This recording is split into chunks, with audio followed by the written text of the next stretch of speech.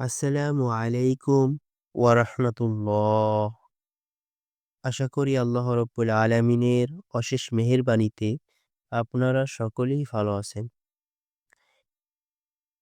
কিছুদিন আগে একটা ভূমিকম্প হয়ে গেল।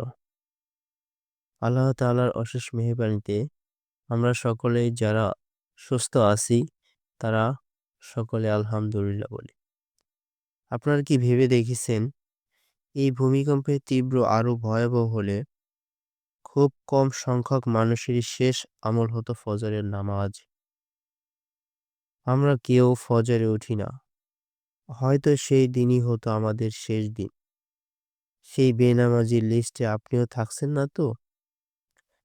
উত্তর যদি না হয় তাহলে শুধরে নিন। কারণ এখনো বেঁচে আছেন। আল্লাহ তাআলা আপনাকে সুযোগ দিয়েছে নিজেকে শুধরানোর জন্য। এই কম্পনে যদি কেউ টের নাও পেয়ে থাকেন, তাহলে চূড়ান্ত কম্পনে কিন্তু ঠিকই টের পেয়ে যাবেন এবং আল্লাহ তাআলা অবশ্যই চূড়ান্ত কম্পনে অবশ্যই আপনাকে টের পাওয়াই দিবে। তাই সুযোগ যেহেতু পেয়েছি, অবশ্যই আমরা আল্লাহ তাআলার এই সুযোগকে কাজে লাগিয়ে নিজেকে সুন্দর এবং আল্লাহর আদেশ এবং নির্দেশ মেনে চলার তৌফিক দান করুক। সূরা মুলক ১৬ নম্বর আয়াতে আল্লাহ তাআলা বলেন, তোমরা কি নিশ্চিত হয়ে গেছো যে যিনি আসমানে রয়েছেন তিনি তোমাদেরকে সহ এই জমিনকে ধ্বংস করে দেবেন না? অতঃপর এই জমিন থরথর করে একদিন কাঁপতে থাকবে। আমাদের এই বাংলাদেশে ৭ তারিখ শুক্রবার এই যে ভূমিকম্পটা হয়ে গেল, এখানে অনেকে নিহত হয়েছেন, অনেকের অনেক ক্ষয়ক্ষতি হয়েছে।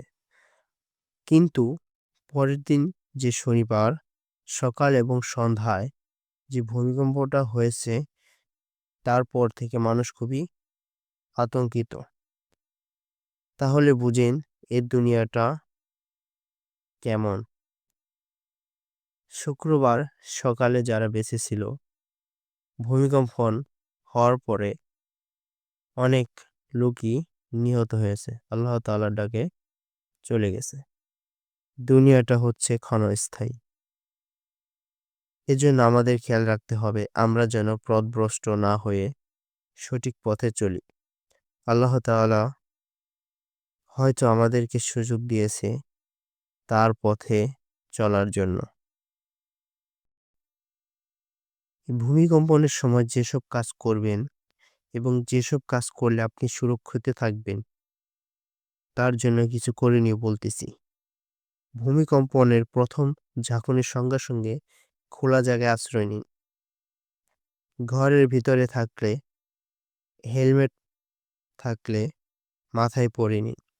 অন্যদেরও পরতে বলুন এবং ঘর থেকে বের হওয়ার সময় সম্ভব হলে আশেপাশে সবাইকে বের হতে বলুন। ঘরের ভিতরে যদি গ্যাস থাকে, গ্যাসের সুইচ অফ করে দিন এবং বিদ্যুৎ সংযোগ থাকলে বিদ্যুতের মেইন সুইচ অফ করে দিবেন। অযথা কোনো কিছু নিয়ে সময় নষ্ট করবেন না, দ্রুত ঘর থেকে বের হয়ে যাবেন। এবং ঘর থেকে বের হওয়ার সময় যারা উঁচু বিল্ডিং এ থাকেন, তারা কখনো লিফট ব্যবহার করবেন না। আর উঁচু স্থানে যদি থাকেন, তারা কখনো দ্রুত নামতে যাবেন না। কারণ তখন একটা দুর্ঘটনা হয়ে যেতে পারে। এজন্য বাসাবাড়ি থেকে যদি দ্রুত না নামতে পারেন, ঘরের ভিতরে যে শক্ত টেবিল এবং খাট রয়েছে তার নিচে চলে যান। রাতে যদি হয় ভূমিকম্প, তাহলে দ্রুত বের হতে না পারলে সজাগ হওয়ার সাথে সাথে টেবিল বা খাট বা বালিশের নিচে আশ্রয় নিন বা বালিশ মাথার উপরে রাখুন, যেন মাথায় কোনো আঘাত না পান। গাড়িতে থাকলে যথাসম্ভব নিরাপদ স্থানে গাড়ি রাখুন। কোনো গাছের নিচে বা কোনো সেতু বা তার উপরে বা নিচে কখনো গাড়ি পার্কিং করবেন না। যদি এই ভূমিকম্পনের ফলে দালানকোঠা ভেঙে পড়ে এবং আপনি টেবিলের নিচে আশ্রয় থাকা অবস্থায় যদি আটকা পড়েন, আতঙ্কিত হবেন না এবং নিজের ভিতরে সাহস রাখবেন। সাহস হারাবেন না। কারণ সাহস হারালে, আতঙ্কিত হলে আপনার নিজেরই ক্ষতি। মনের ভিতরে সাহস রাখলে অবশ্যই একসময় নিরাপত্তা বাহিনী এসে আপনাকে উদ্ধার করবেন এবং আপনার নাক এবং মুখ ঢেকে রাখবেন। আর সাথে কিছু শুকনো খাবার রাখবেন। সবকিছু মেইনটেইন করে যদি শান্ত থাকেন, অবশ্যই আপনার জীবন বেঁচে যেতে পারে।